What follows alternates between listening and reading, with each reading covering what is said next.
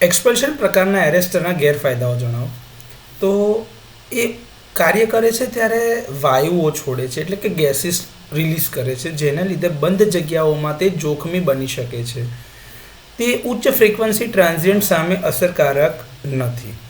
વારંવાર સર્જના સંપર્કમાં આવવાના કારણે જે ઇન્ટરનલ જે કમ્પોનન્ટ્સ હોય, જે એની ઇન્ટરનલ વોલ્સ, એ સમય જતાં બગડે છે, જેને મેન્ટેનન્સ અથવા તો રિપ્લેસમેન્ટની જરૂરિયાત રહે છે. આ એરેસ્ટર દરેક સર્જ ઘટનામાં ફક્ત એક જ વાર કાર્ય કરી શકે છે. આથી ઓપરેશન પછી તેમને બદલવા અથવા તો સર્વિસ કરવાની જરૂર પડે છે. દરેક વખતે પૂરેપૂરા બદલવાની જરૂર નથી હોતી. જે પ્રમાણેનું નુકસાન થયું છે એટલું જ ભાગ તમે બદલી શકો છો તો સર્વિસ કરી શકો છો.